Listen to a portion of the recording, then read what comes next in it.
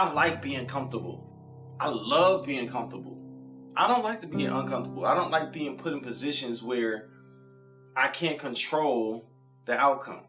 But what we have to get us from the place of being comfortable and being able to thrive in being uncomfortable is our faith.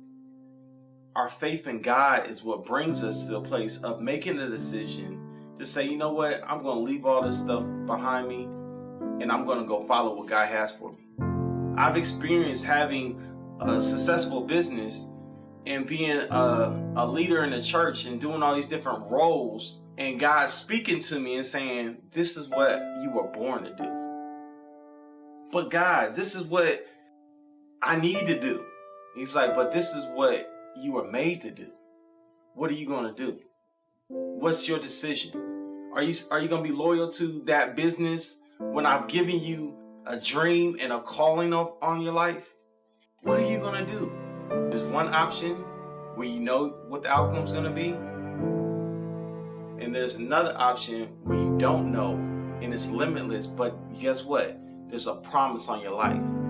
God promises you stuff that you can never get on your own. Those promises you can take to the bank. He said to Abraham, I will make you a great nation. Abraham had everything that he wanted except for a son. God knew the one thing that he wanted, and God was the only one that was going to be able to give it to him. There's things that are in me, there's things that are in you that only God can give you. When I made the decision to go into full-time writing, it was a leap of faith.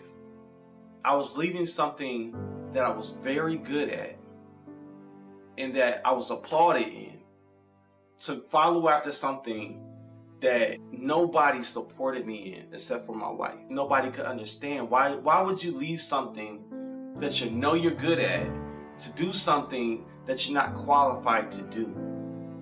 I wasn't qualified to write. I didn't go to school to be a writer. But now I am starting a writing career. That sounds crazy. But that's where God sent me. That's what God made me to be.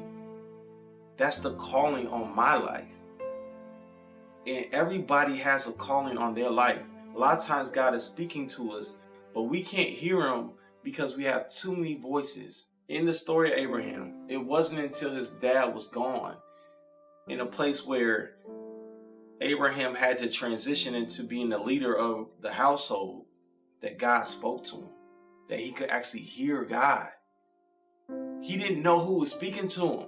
He just heard a voice speaking to him, telling him, hey man, leave everything that you know and go into that wilderness. I have a place for you. I have your own nation, but you gotta do one thing first. You gotta go. And guess what? He went. Anybody out there that has a calling on their life, just go.